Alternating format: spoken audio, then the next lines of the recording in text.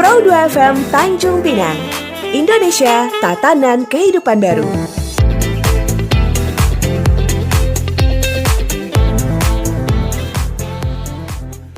Ladies and gentlemen, you are listening 92.1 Pro 2 FM, suara kreativitas.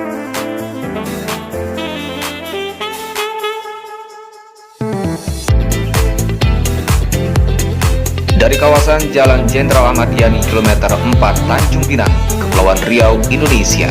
Pro 2 FM, Indonesia, tatanan kehidupan baru.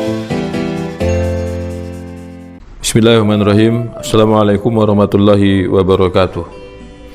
Innal hamdalillah nahmaduhu wa nasta'inuhu wa nastaghfiruh wa na'udzu billahi min shururi anfusina wa min sayyiati a'malina. May yahdihillahu fala mudilla lahu wa may yudlil fala hadiyalah. Asyhadu an la ilaha illallah wahdahu la syarikalah wa asyhadu anna Muhammadan abduhu wa rasuluh la nabiyya ba'dah. Ya ayyuhalladzina amanu taqullaha haqqa tuqatih wa la tamutunna illa wa antum muslimun.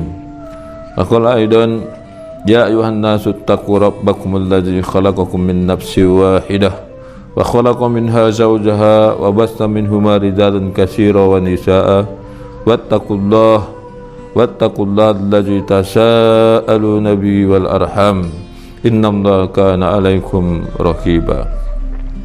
Ya ayyuhalladzina amanu taqullaha qulu qawlan sadida yuslih lakum a'malakum wa yaghfir lakum dzunubakum wa may yuti'illaha wa rasulahu faqad faza fawzan 'azima. Alhamdulillahirabbil alamin.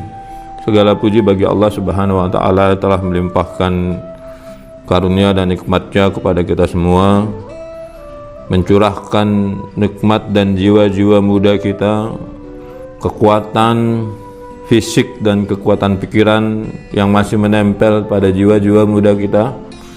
Mudah-mudahan kita semua, para pemuda-pemudi yang selalu merindukan perjumpaan dengan Allah dan Rasul-Nya, dengan segala amal, segala kebaikan yang pernah kita lakukan di dunia ini hanya karena Allah Subhanahu wa taala, dan meninggalkan keburukan yang ada di dunia ini hanya karena Allah Subhanahu wa taala, terutama waktu-waktu kita masih diberikan oleh Allah Subhanahu wa taala saat kita masih dikategorikan pemuda. Selawat beri salam kita aturkan kepada junjungan alam Nabi besar Muhammad sallallahu alaihi wasallam. Allahumma shalli ala Muhammad wa ala ali Muhammad. Kedua hasanah kita, suri tauladan kita, mudah-mudahan kita sekali lagi kita bermohon kepada Allah Subhanahu wa taala agar kita diakui menjadi umat Nabi Muhammad sallallahu alaihi wasallam. Sahabatku, saudara-saudaraku, dimanapun kalian berada, yang tentunya yang masih memiliki jiwa-jiwa muda, yang masih memiliki hasrat untuk menegakkan izah Islam di atas muka bumi ini. Kesempatan ini, mari kita sama-sama sedikit menengok apa yang dikatakan Al-Quran oleh kita kepada kita semua. Apa itu dan bagaimana menjadi seorang pemuda yang baik atau pemuda dambaan Al-Quran, dambaan agama ini. Saudaraku yang dirahmati Allah Subhanahu wa taala, di dalam Al-Quran surat Al-Kahfi Allah mengatakan kepada kita melalui hikmah dari sebuah kejadian yang sangat luar biasa yang tentunya kita semua sudah mengetahui. Allah mengabarkan kepada kita terkait dengan pemuda yang dijuluki dengan pemuda Al-Kahfi atau pemuda yang menunggu gua sampai 309 tahun itu. Allah mengatakan kepada kita, nahnu naqussu 'alaika naba'ahum bil haqq innahum fityatun amanu bi rabbihim wajadnahum huda. Allah dengan jelas mengatakan kepada kita, kami ceritakan kepadamu Muhammad kisah mereka dengan sebenarnya. Sesungguhnya mereka adalah pemuda-pemuda yang beriman kepada Tuhan mereka, dan kami tambahkan petunjuk kepada mereka. Ini yang ada di surat Al-Kahfi. Mari kita korelasikan dengan apa yang Allah katakan di surat Al-Imran ayat yang ke-79. Allah mengatakan kepada kita di ayat ini, maka nali basarin ayyutiyahullahu kitaba wal hukma wan nubuwah summa yaqulu lin nasi kunu ibadan li min dunillah walakin kunu rabbaniyina bima kuntum tu'allimunan kitab wa bima kuntum tadrusun. Arti dari ayat ini, tidak mungkin bagi seorang yang telah diberi kitab oleh Allah serta hikmah dan kenabian, kemudian dia berkata kepada manusia, jadilah kamu penyembah-penyembahku, bukan penyembah Allah. Tetapi dia berkata, jadilah kamu pengabdi-pengabdi Allah karena kamu mengajarkan kitab dan karena kamu mempelajarinya. Sahabatku yang dirahmati Allah Subhanahu wa taala, di dalam kitab tafsir yang dikarang oleh Imam At-Tabari, kategori atau arti dari generasi Rabbani itu setidaknya ada 4 kategori.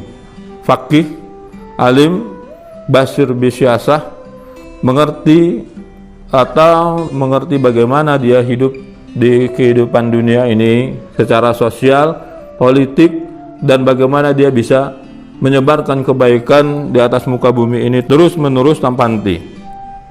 Para pemuda yang dirahmati Allah Subhanahu wa taala, dan kita bisa mengkategorikan dari 2 ayat ini, kita bisa mengambil kesimpulan dari 2 ayat ini bahwa ada juga 4 hal pemuda yang didambakan oleh Al-Quran. Yang pertama adalah pemikirannya dilandasi keikhlasan karena Allah Subhanahu wa taala dan iman.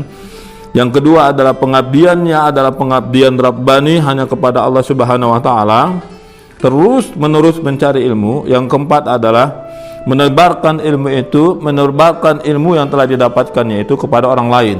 Dan jadi ilmu yang didapatkannya itu tidak terhenti untuk dirinya sendiri. Maka itulah adalah pemuda. Saudaraku yang dirahmati Allah Subhanahu wa taala, di dalam kesempatan yang singkat ini saya ingin menceritakan 2 kisah yang mudah-mudahan akan menambah khazanah pengetahuan dan keilmuan kita, terus memotivasi kita untuk menjadi seorang pemuda. Selamanya untuk menjadi seorang pemuda. Saudaraku, kita mengenal Abu Ayyub Al-Ansari. Abu Ayyub Al-Ansari adalah sahabat Rasulullah yang termasuk golongan tua atau sangat tua bahkan.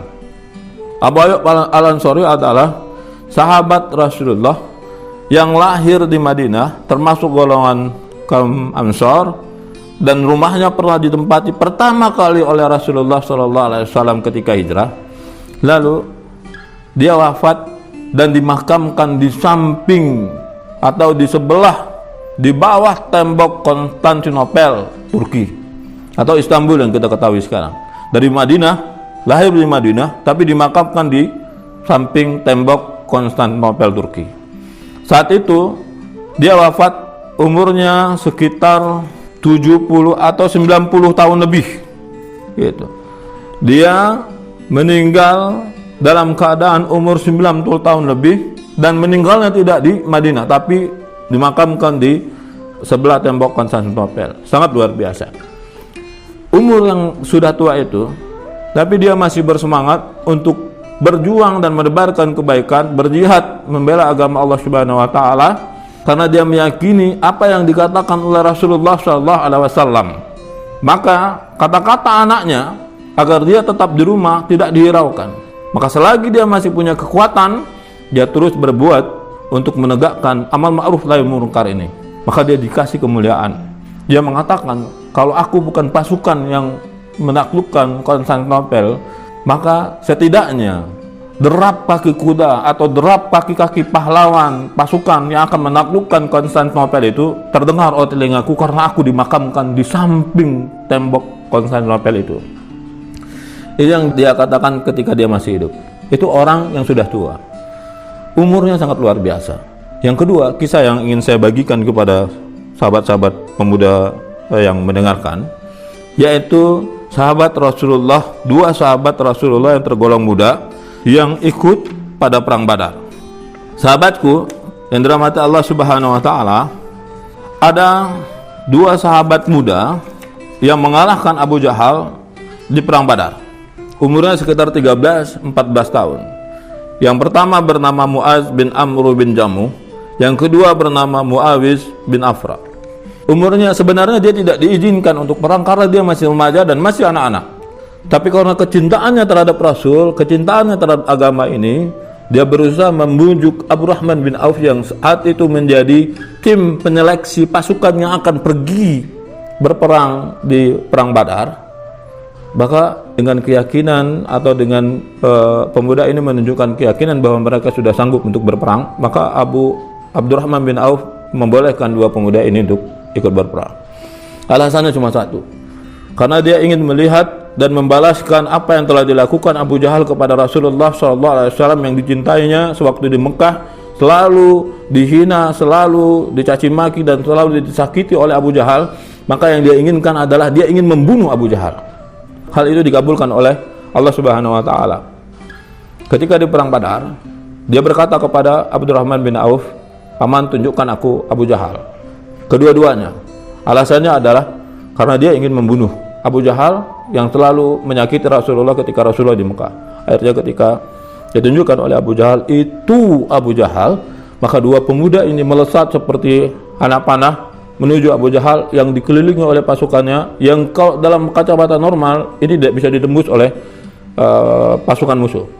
Tapi dengan kekuatan baja mereka bisa menembus pasukan pelindung Abu Jahal dan berhasil menjatuhkan Abu Jahal, walaupun salah satunya kehilangan tangan yang ditebas oleh Ikrimah bin Abu Jahal waktu itu yang masih kafir. Lalu mereka pun mendapatkan kemenangan di perang Badar. Dua kategori orang-orang yang tidak digolongkan muda di dalam kategori umur, tapi mereka mempunyai semangat jiwa muda yang sangat luar biasa. Satu remaja yang mempunyai jiwa dan semangat pemuda, satu orang tua yang mempunyai jiwa dan semangat orang muda. Dan tergantung kita berada di posisi mana. Kalau kita pemuda tapi tidak mempunyai semangat sebagai pemuda, mungkin kita digolongkan orang tua atau digolongkan anak kecil. Kita kalah dengan tiga sahabat Rasulullah ini, Abu Ayyub Al-Ansari, Mu'az bin Amr bin Jamuh, dan Muawis bin Afra. Nah, teman-teman yang dirahmati Allah Subhanahu wa taala yang mendengarkan dimanapun teman-teman berada, hari ini saya ingin mengajak teman-teman semua untuk membangkitkan jiwa-jiwa muda itu, untuk terus berjuang untuk menegakkan izah Islam di atas muka bumi Allah Subhanahu wa taala ini. Apapun dan bagaimanapun profesi teman-teman, apapun itu, siapapun teman-teman semua, tapi teman-teman bangkit dan dibesarkan dalam naungan panji Islam. Dan apapun kemampuan kita, kelebihan kita yang diberikan oleh Allah Subhanahu wa taala, skill kita yang diberikan oleh Allah Subhanahu wa taala, mari kita gunakan untuk sama-sama berjuang menegakkan kembali izah Islam di atas muka bumi ini, di Indonesia Raya ini, sehingga Islam bisa menjadi rahmatan lil alamin di negeri yang kita cintai ini dan di seluruh dunia tentunya. Mudah-mudahan yang sedikit ini bisa bermanfaat. Sekali lagi mohon maaf lahir batin. Assalamualaikum warahmatullahi wabarakatuh.